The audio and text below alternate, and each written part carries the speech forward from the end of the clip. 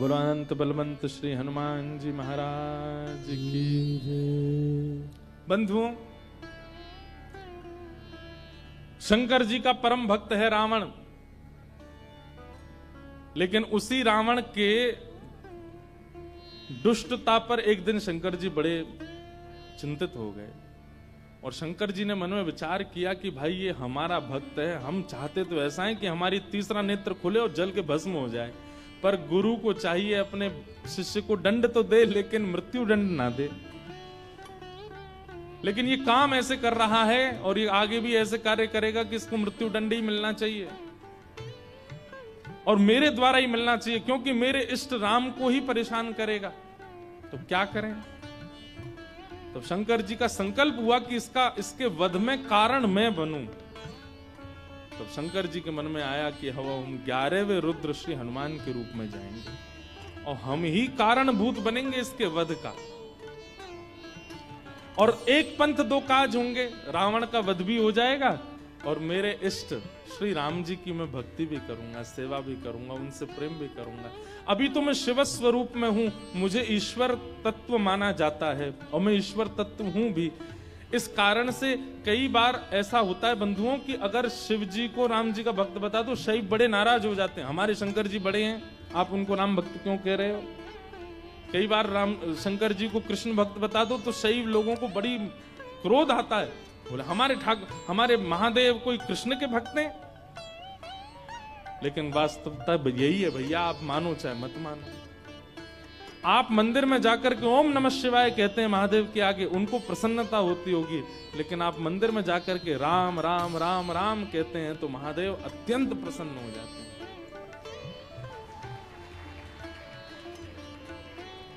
सहस्त्र नाम तत्तुल्यम राम नाम वरानने। हजारों बार कोई राम नाम कहता है तब राम नाम को सुनने के लिए महादेव स्वयं प्रकट हो जाते हैं।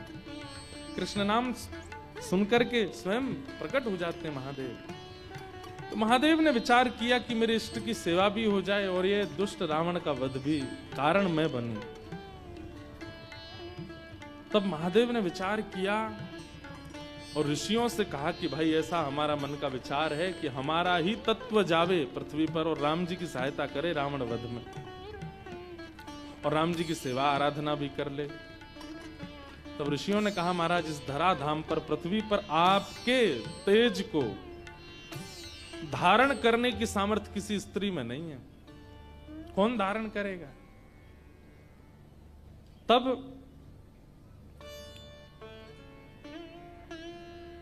ब्रह्म लोक की एक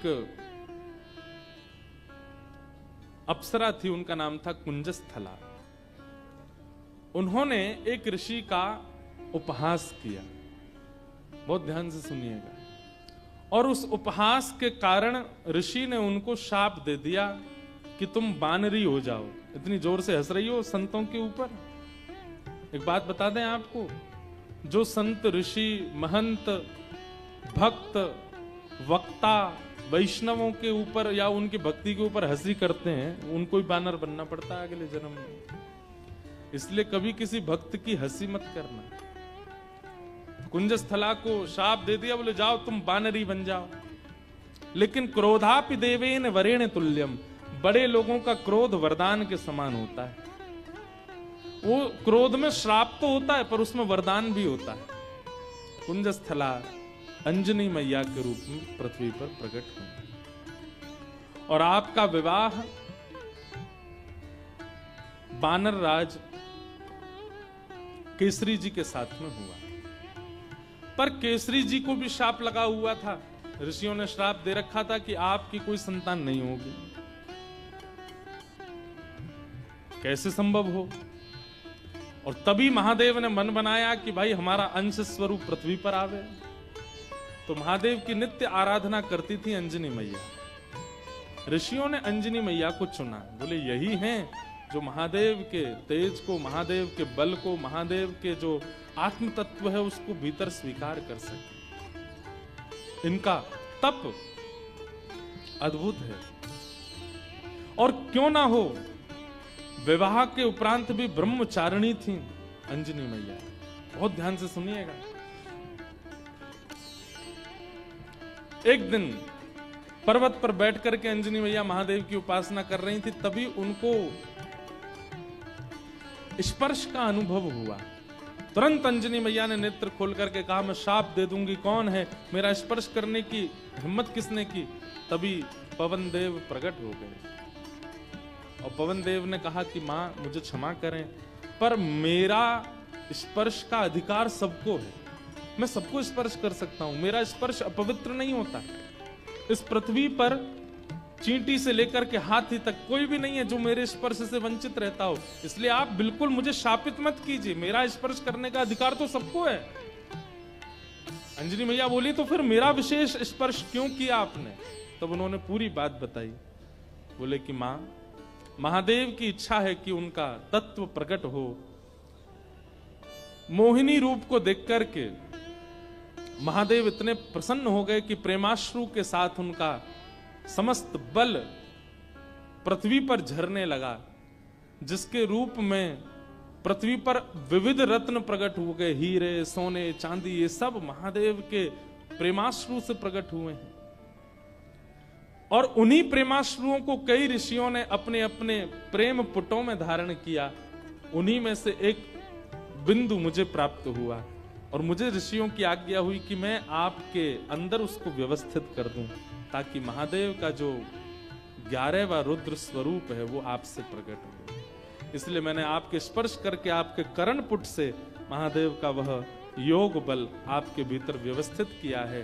अब आप जल्दी ही एक दिव्य भक्त, दिव्य बलवंत और दिव्य श्रेष्ठ बालक को जन्म देंगे। कितने पिताजी हनुमान जी के? पवन पुत्र, शंकर सुवन और केसरी नंदन। पवन देव के वे पुत्र हैं। हनुमान जी के शंकर, अब यहां पर ऋषियों का, संतों का शंकर स्वयं केसरी नंदन, शंकर स्वयं ही आए हैं और शंकर सुवन यानी कि उनके पुत्र हैं। किसी का भाव ऐसा भी है कि भाई स्वयं शंकर जी के पुत्र कैसे हो सकते हैं, स्वयं शंकर जी आए तो इसलिए शंकर स्वयं केसरी नंदन। अब जो भी बात हो, इसका विवाद तो बड़े लोग ही करते रहे, हम तो बालक हैं, हम तो जैसा मिले गाते रहेंगे, आनंद करें सब। 3 पिताजी हैं।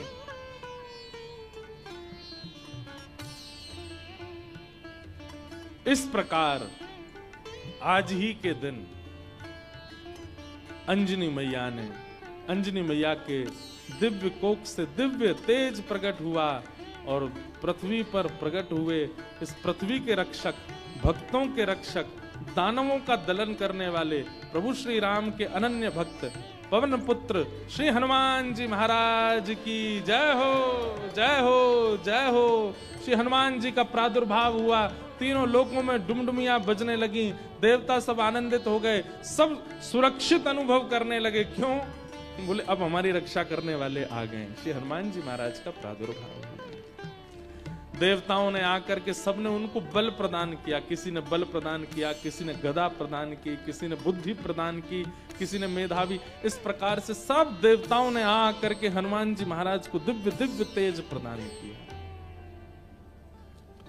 पर भैया एक बात सुनिएगा, हनुमान जी महाराज के पास एक भी वस्तु ऐसी नहीं है जिसकी कमी हो। वो भले ही बानर थे, पर बानर रूप में भी इतने सुंदर थे कि उनको देखने के लिए राम जी लालायित रहते थे कि कोई हनुमान जी को मेरे सामने बैठा दो।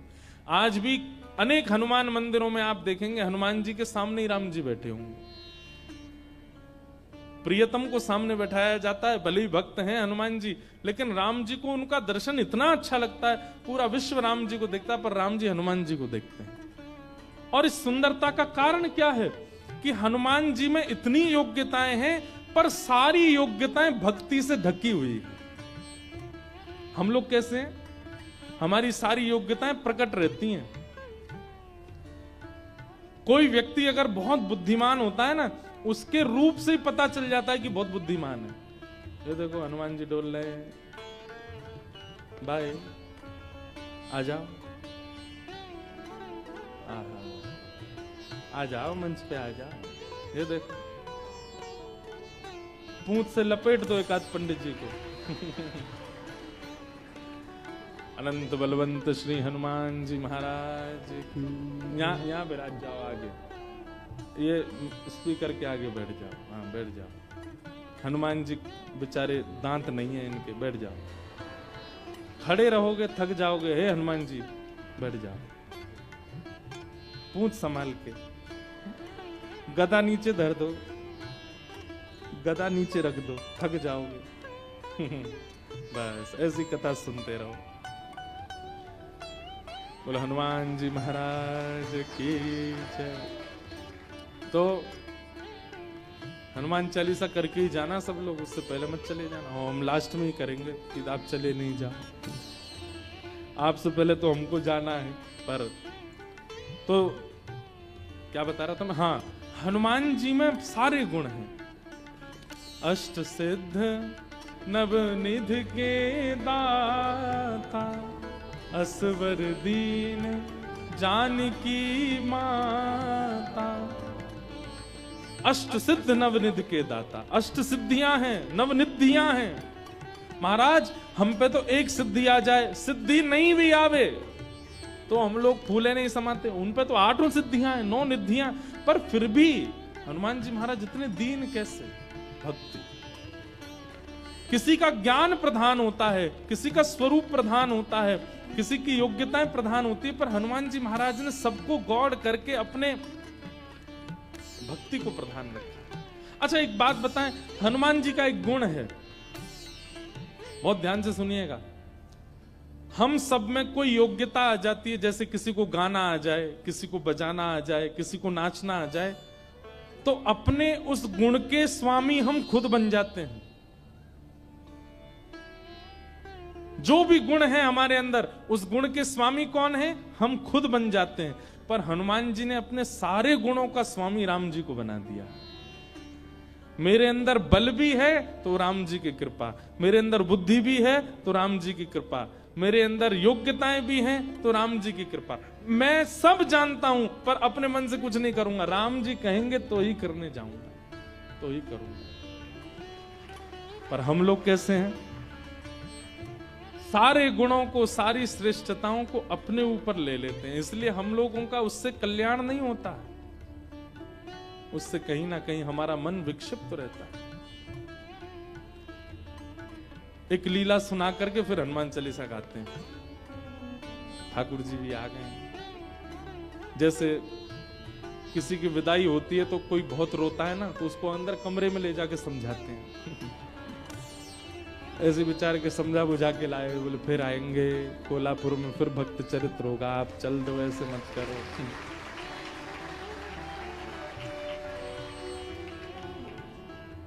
विरह बहुत ज्यादा है भैया, ने ऐसे लिटा के बैठे हो, इन्हें बोल दो कहीं फिर से कूद पड़े ऊपर से। तो एक लीला सुनिए सब लोग, इधर देखो, उसके बाद हम कथा विश्राम करेंगे। हनुमान जी लौट रहे थे लंका से, पुष्पक विमान में राम जी के साथ बैठे थे।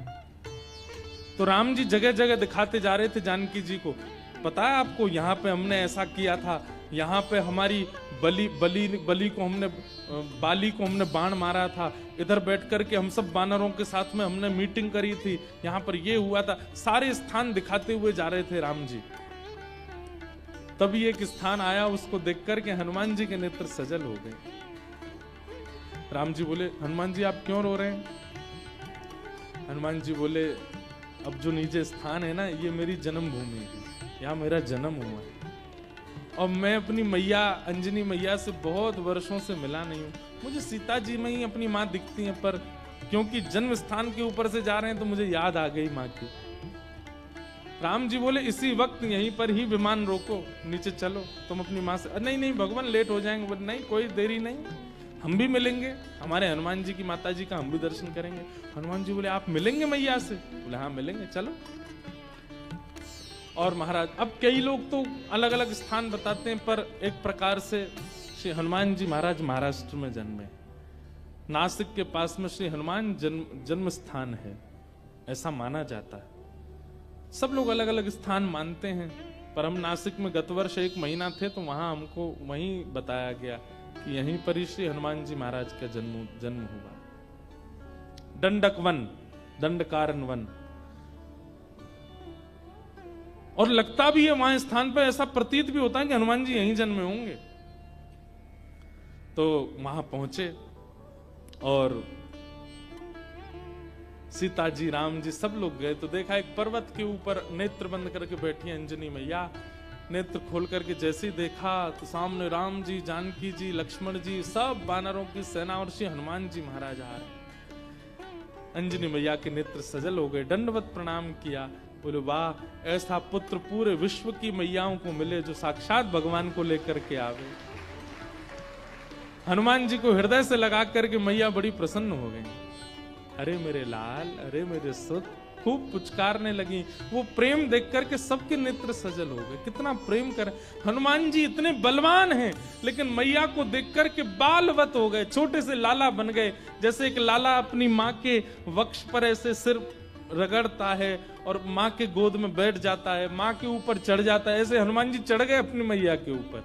और ये श्री अंजनी मैया एक बालवत जैसे लाला को प्रेम करती हैं, ऐसे हनुमान जी को हृदय से लगा खूब पुचकार रही हैं। हनुमान जी के नेत्र सजल हो गए, राम जी के नेत्र सजल हो गए देख करके अंजनी मैया के इस प्रेम को। अब मैया बोली लाला चल अब उतरो, देखो ठाकुर जी आए, कुछ सामग्री बनाऊं, कुछ पधराऊं इनको। सामग्री सिद्ध की, अंजनी मैया ने राम जी को अपने हाथ से भोजन पवाया। हनुमान जी आज इतने प्रसन्न हैं कि मेरी जन्मभूमि पर राम जी आए हैं। देखो हनुमान जी का एक गुण देखा आपने, हनुमान जी ने जिद नहीं की राम जी से कि मेरे घर चलो, राम जी खुद गए। यही होना चाहिए एक भक्त का स्वरूप, अपने गुरु से, अपने आचार्य की, उनकी इच्छा है जहां वहां चलो, अपनी इच्छा से नहीं। अंजनी मैया ने प्रसाद आदि के बाद पूछा कैसा रहा आपकी लंका में जो युद्ध, उसकी चर्चा तो बहुत सुनी, पर आप लोग खुद अपने मुख से बताइए कि वहां कैसा क्या रहा। हनुमान जी महाराज बोले मैं बताऊंगा, पूरे लंका कांड तो मैं ही सुनाऊंगा। सुंदर कांड से सुनाना शुरू किया हनुमान जी ने। बोले ऐसे ऐसे भगवान ने कहा पता करके आओ, और मैया मैं उड़ करके गया और जाकर के मैंने वहां पर फिर लंका जला दी, सीता जी से मिल के आए, फिर हम वापस आए, राम जी से आकर के हमने निवेदन किया, पूरी बानर सेना लेके फिर हमने सेतु बनाया, सेतु बना करके वहां गए, वहां पर लक्ष्मण भैया को शक्ति लग गई तो फिर मैं हिमालय पर जाके पर्वत लेके आया, अंजनी संजीवनी बूटी दी गई, आदि आदि पूरी कथा सुनाने लगे। सब तो प्रसन्न, लेकिन अंजनी मैया बिल्कुल प्रसन्न नहीं। सीता जी ने कहा मां, श्री हनुमान जी के इस ऐश्वर्य को सुनकर के आपको प्रसन्नता नहीं हुई? अंजनी मैया बोली मुझे बिल्कुल प्रसन्नता नहीं है, बल्कि मुझे तो संशय हो रहा है हनुमान के ऊपर। बोले क्यों? बोले हनुमान के होते हुए भी राम जी को इतना परिश्रम क्यों करना पड़ा? ये मेरा पुत्र हनुमान है, इसकी परवरिश ऐसी हुई है, इसका लालन पालन ऐसा हुआ है कि ये अकेला चाहे तो अपने एक बाम पाद प्रहार से पूरी लंका को रसातल में भेज सकता था। इसके रहते हुए सेतु बनाना पड़ा, लक्ष्मण भैया को शक्ति लगी, वैद्य बुलाने पड़े, इतने दिन तक युद्ध होता रहा, अहि रावण की यहाँ ठाकुर जी को जाकर के रहना पड़ा, और ना जाने क्या क्या। ये सब सुनकर के मेरा मन बहुत विचलित हो रहा है। मुझे लग रहा है कि हनुमान तुम्हारे रहते हुए राम जी को इतना श्रम करना क्यों पड़ा? अरे तुम्हारे लिए तो बाएं हाथ का खेल है, तुम जाकर के पूरी लंका का नष्ट करके रावण को रसातल में फेंक करके सीता जी को कंधे पे बैठा करके ले आते तुम। इतना श्रम करने की आवश्यकता ही नहीं थी, करना क्यों पड़ा? तो ये बात सुनकर के और तो किसी के मन में नहीं, पर लक्ष्मण जी के मन में थोड़ा सा आया कि मैया को कुछ ज्यादा ही बल का मान है कि बहुत ज्यादा बलवान है। अरे ठीक है, हनुमान जी हो गई लीला पूरी, अब इतना क्रोध क्यों कर रही है बेचारी उन पे? अंजनी मैया समझ गई लक्ष्मण जी अभी समझ नहीं रहे कि मैं क्या कहना चाह रही हूं। तभी अंजनी मैया एक दूर पर्वत पर गई और वहां पर्वत पर जाकर के हनुमान जी को टकटकी लगा के देखने लगी। तो हनुमान जी को देखते देखते अंजनी मैया के चित्त में वात्सल्य उमड़ा और वही वात्सल्य उनके पयोधर से दुग्ध बन करके बहने लगा। एक बूंद दुग्ध की पयोधर से निकल करके जैसे ही उस पर्वत खंड पर गिरी, पर्वत बीच से विदीर्ण हो गया, ज्वालामुखी प्रकट हो गई, काले काले बादल आकाश में छा गए, पृथ्वी डामाडोल हो गई। लक्ष्मण लाल जी बोले ये क्या था? अंजनी मैया बोली ये अंजनी के पयोधर के दुग्ध के एक बिंदु का ये असर है। जिस बिंदु को पृथ्वी और ये पर्वत नहीं सहन कर पाते, उस बिंदु, उस दुग्ध में पला बड़ा है हनुमान। उसको अपने गर्भ में धारण किया हनुमान ने। अंजनी के दूध को गर्भ में धारण करने की सामर्थ्य किसी की नहीं है। जीवन पर्यंत विवाहिता होते हुए भी, बालक होते हुए भी ब्रह्मचारिणी है अंजनी मैया। उनके दुग्ध को पिया है हनुमान ने, और उसके रहते हुए, इतना बलवंत होते हुए भी ये सब करना पड़ा। तब अंत में राम जी उठे, बोले मैया आप हनुमान जी के बल पर किसी को संशय नहीं है, किसी को शक नहीं है, पर हनुमान जी में एक गुण है क्या कि वे अपने बल को अपना नहीं मानते, वो मेरा मानते। वे चाहे तो जाकर के रावण को मार सकते थे, लेकिन वहां भी चिंतन कर रहे थे राम की आज्ञा नहीं है मुझे। वे चाहते तो पूरी लंका को जला नहीं, रसातल में फेंक देते, उठा करके उखाड़ करके। हनुमान जी महाराज ने, एक कथा आती है कि रावण की सेना में चिरंजीवी सेना भी थी रावण की, मतलब उनको कोई मार ही नहीं सकता, उन्होंने अमृत पिया रखा था, वो मरेंगे ही नहीं, चाहे उनको सुदर्शन चक्र काट दे, चाहे उनको गदा से मार दिया जाए, उनकी मृत्यु नहीं हो सकती। जब वे अजर अमर योद्धा लड़ने के लिए हनुमान जी से आए तो हनुमान जी बोले क्या करें, ये मरने वाले तो है नहीं।